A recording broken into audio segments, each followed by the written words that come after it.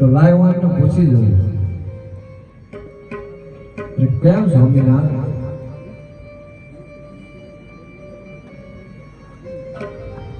કેમ સતી? કોઈ દિવસ નહીં, અને આજ તમે કેમ ઉદાસ છો સ્વામિનાથ?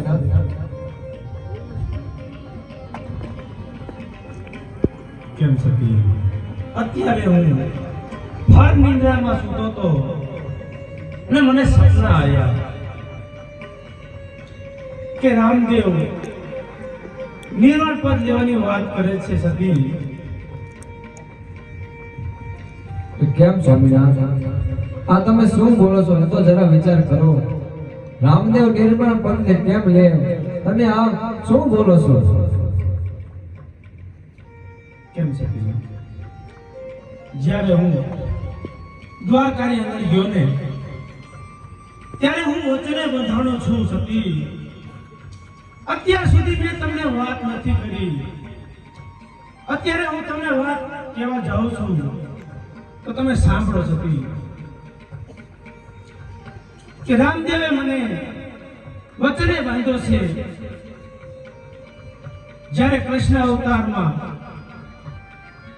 હું તમારા ઘેરે અવતાર લઉં, પણ જ્યારે મારી 54 વર્ષની ઉંમર થાય ને ત્યારે તમે મને હસતા મુખે રજા આપજો.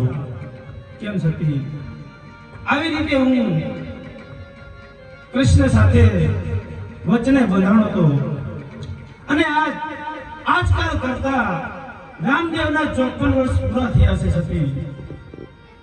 અને અત્યારે મને સપના રૂપી રામદેવ એવું કહે છે કે કેમ પિતાશ્રી, મારી 54 વર્ષની ઉંમર પૂરી થઈ છે, માટે તમે હસતા મુખે મને રજા આપો તો મારે નિર્વાણ પદ લેવું છે. અરે કેમ સ્વામિનાથ?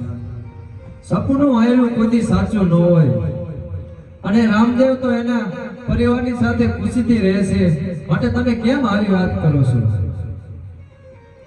જો તમને એવું હોય તો હું રામને અહીંયા બોલાવું. કેમ સતી? બધા સપના ખોટા નથી હોતા. આજકાલ કરતા 54 વર્ષથી મને આ દિવસની બીક હતી કે કદાચ રામદેવ 54 વર્ષની ઉંમરે ભૂલી જાય અને નિર્વાણ પદની વાત ના કરે તો સારું. પણ આજે એ ઘડી આવી અને ઊભી રહી છે સતી, માટે તમે રામદેવને અહીંયા બોલાવો. હવે બહુ સારું. આજ માતાજી